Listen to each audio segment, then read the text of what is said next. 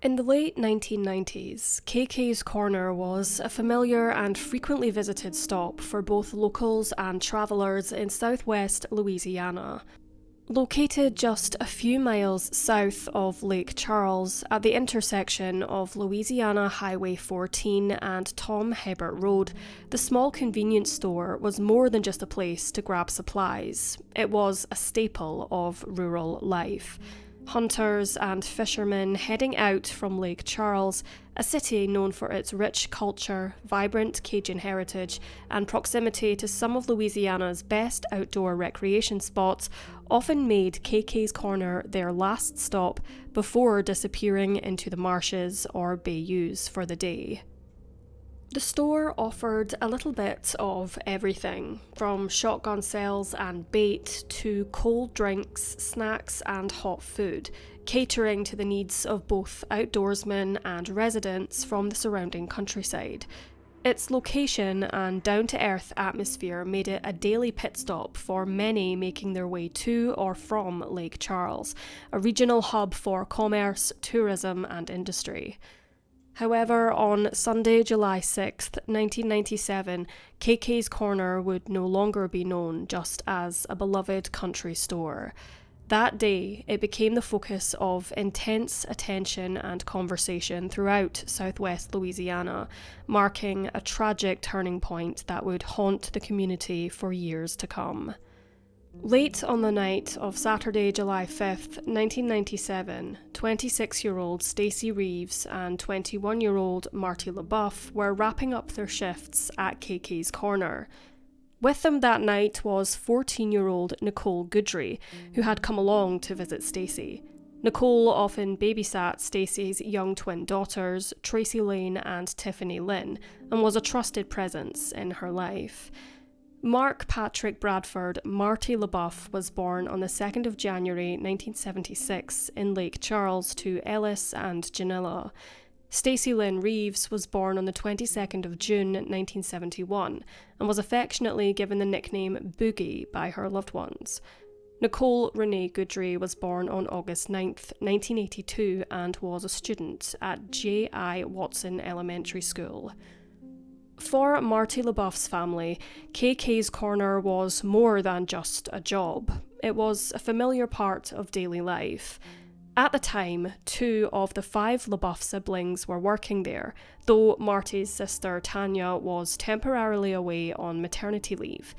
Their father, Ellis LaBeouf, even phoned the store that night, letting Marty know that he'd left him a plate of barbecue at home. But the quiet routine of the evening took a tragic turn. When another employee arrived in the early hours of July 6th to open up the store, something seemed awry, and she quickly contacted the Calcasieu Parish Sheriff's Office, who swiftly arrived on the scene. What deputies found was horrifying. The bodies of Marty LaBeouf, Stacey Reeves, and young Nicole Goodry were discovered inside the store's cooler, marking the beginning of a chilling and unforgettable chapter in the community's history. The trio had all been killed by gunshot wounds. Stacey Reeves was buried on July 8th, 1997, with a plush angel and teddy bears. Marty LaBeouf and Nicole Goodry's funerals were held the following day. Nicole was buried holding a yellow rose and a teddy bear. While homicide cases were not usually within the FBI's scope, the agency became involved in the investigation into the KK's Corner murders due to specific circumstances that placed the case under federal jurisdiction. Because the convenience store engaged in interstate commerce and a robbery occurred during the triple homicide, the FBI had grounds to assist.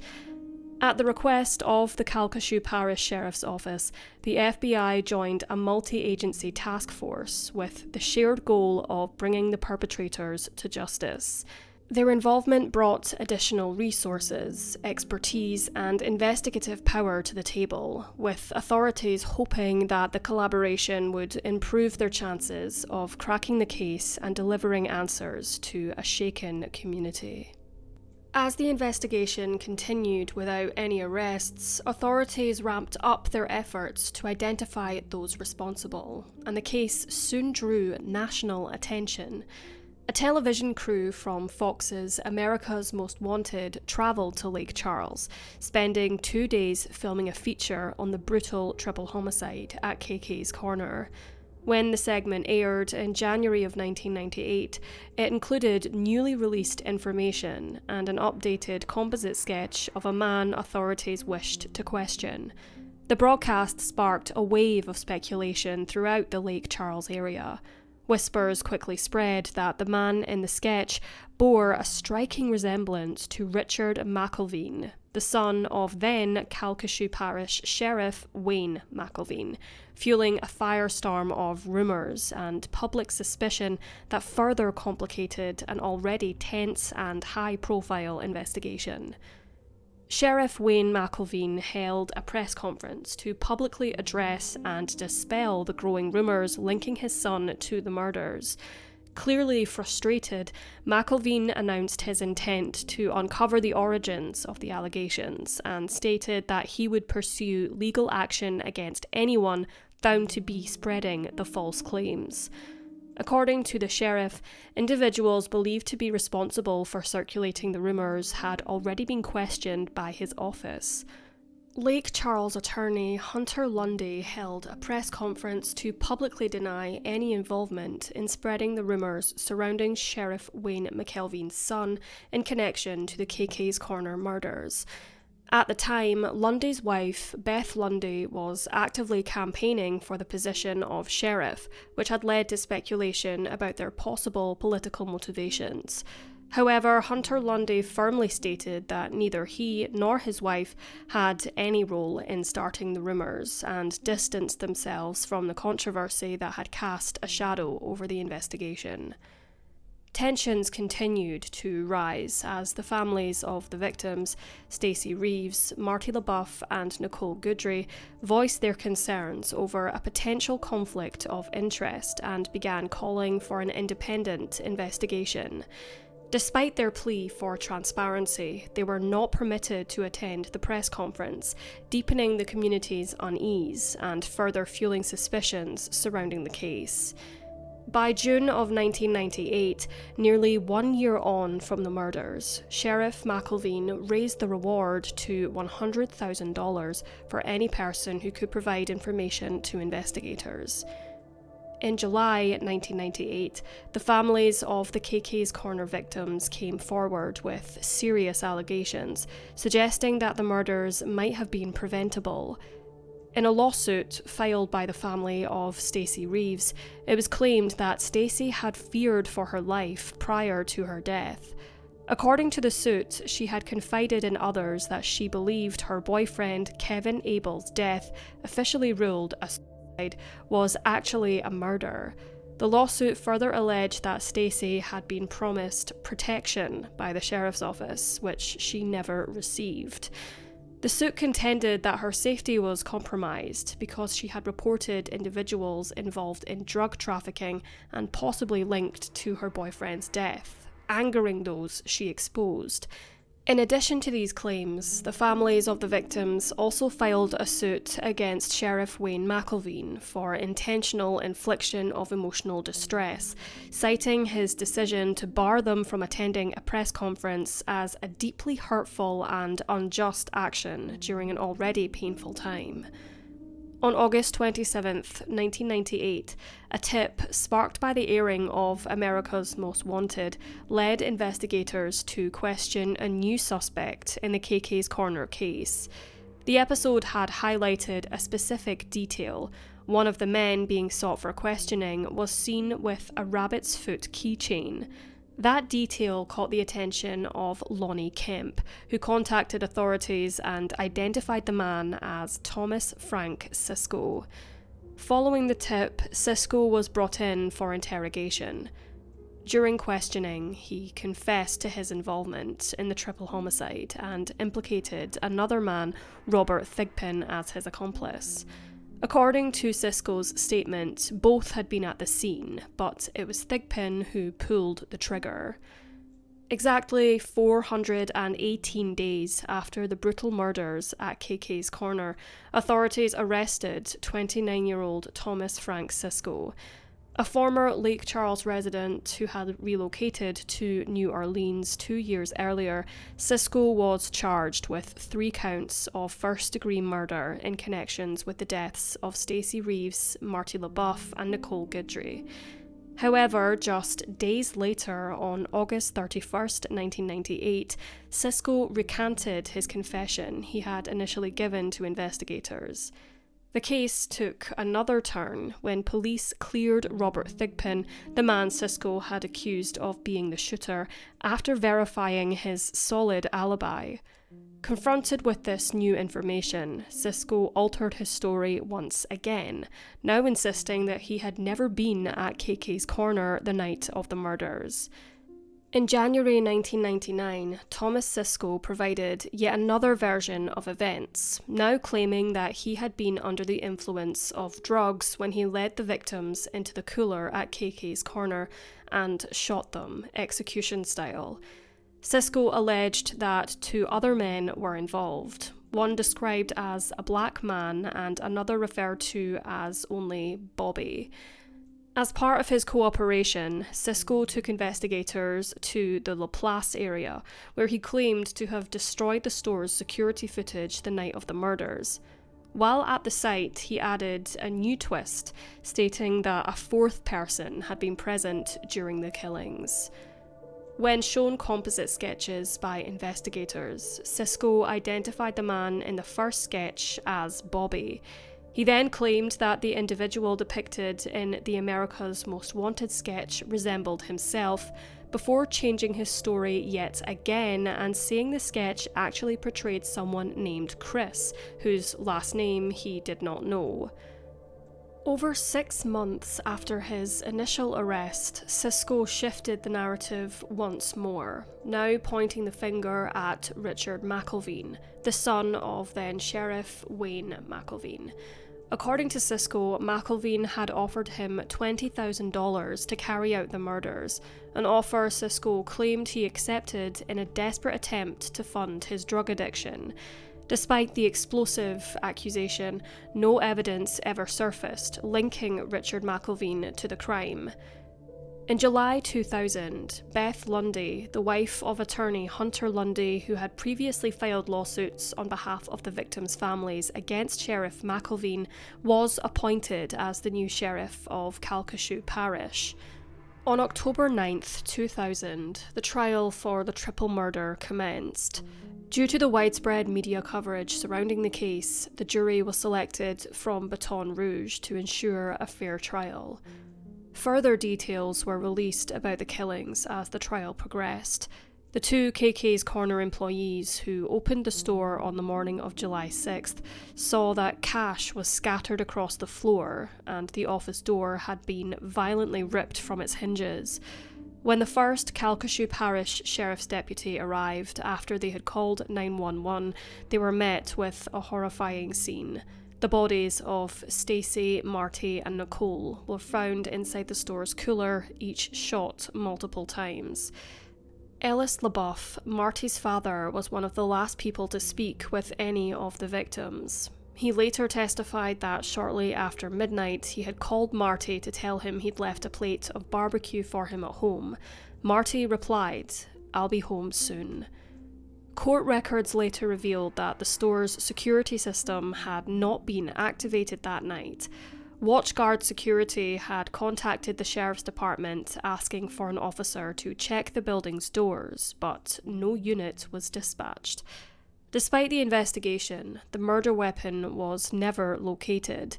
$10,000, which had been stolen, was never recovered, and the security footage was never found. No usable fingerprints were lifted from the crime scene. Still, District Attorney Rick Bryant asserted that Thomas Cisco had revealed details only the killer could know, and promised that the state would prove his guilt. Bryant further stated, quote, "I know he didn't do it alone. There's no doubt in my mind there were at least 2 people, And I base that on number 1, to control 3 people in a store is difficult enough, but number 2, an eyewitness, Virginia Johnson, saw 2 people.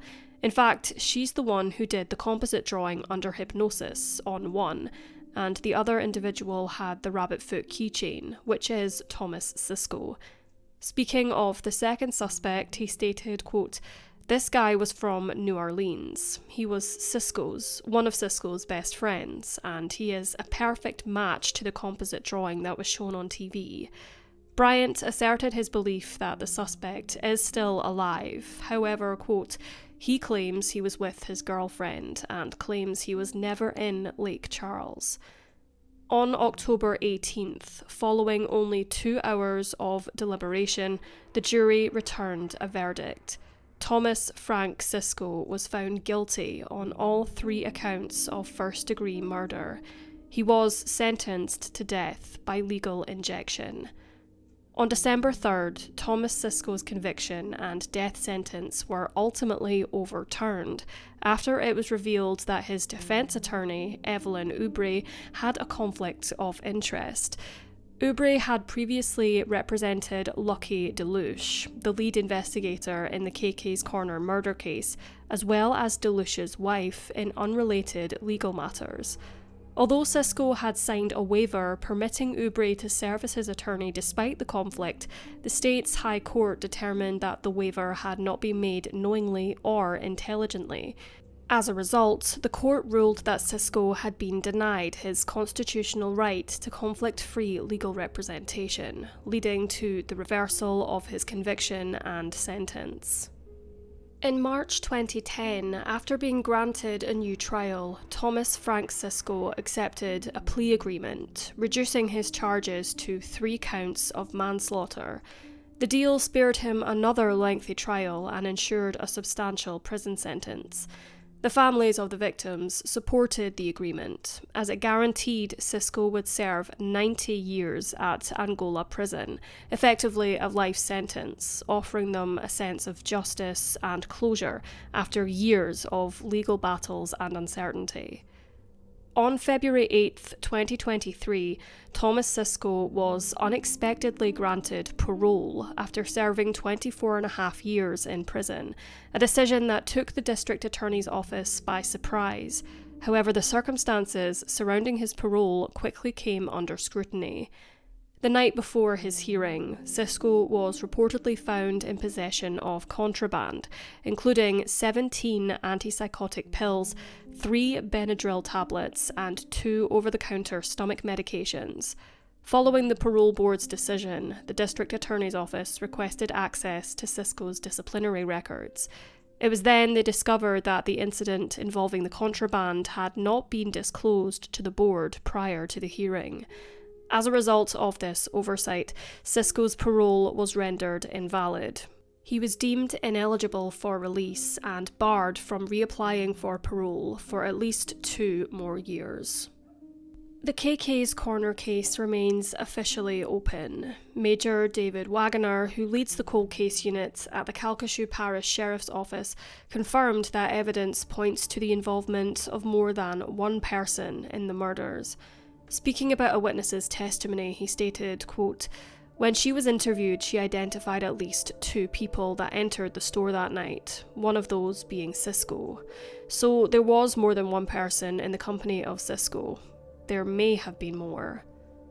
Ellis LaBeouf, still searching for answers, emphasised that not all of the stolen property has been recovered, a crucial detail that could help break the case. Quote, "They still have not recovered all of the checks that were taken, and there are items that were taken from the victims that have not been recovered. If any of that could be discovered and linked to an individual or other individuals, then it's possible that they might be able to solve this thing." Despite the passage of time, the families of the victims continue to seek justice, urging anyone with knowledge about the crime to come forward. The investigation is still active and the search for answers persist. Marty's father Ellis stated, quote, "His birthday's difficult. That's in January. He was born January 2nd, and that makes the Christmas holidays and New Year's holidays hard for us. Ellis LaBeouf wants the world to remember that his son, Marty, was far more than just a name tied to a tragic crime. Reflecting on a cherished memory, he shared, quote, "We would go and pray together every morning before the camp activities, and I would work on his talent with him. That's probably a time we got closer than we'd ever been before. That was a couple of years before his death. They had their lives ahead of them. Stacy had 2 little girls that no longer have their mother. Marty had not even begun his life completely as an adult. And of course, Nicole was only 14 years of age. The questions are always there. The possibilities have never been realised. To have their life cut short the way that they were, it really makes all the parish the victim, because there's that potential that has been lost."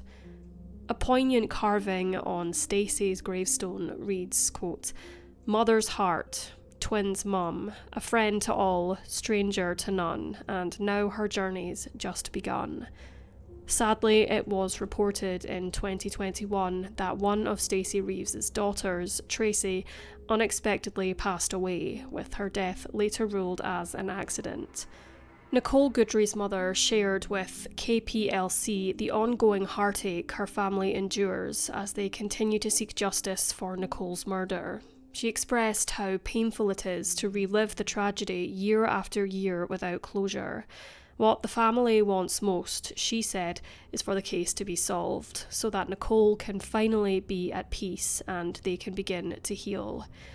Though decades have passed since the lives of Stacey Reeves, Marty LaBeouf and Nicole Goodry were tragically cut short, their families continue to carry their memories in their hearts.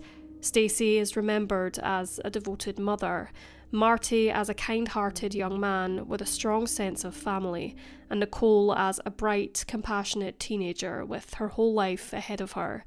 Their absence is deeply felt every day, but their spirits live on in the stories, laughter and love shared by those who knew them best.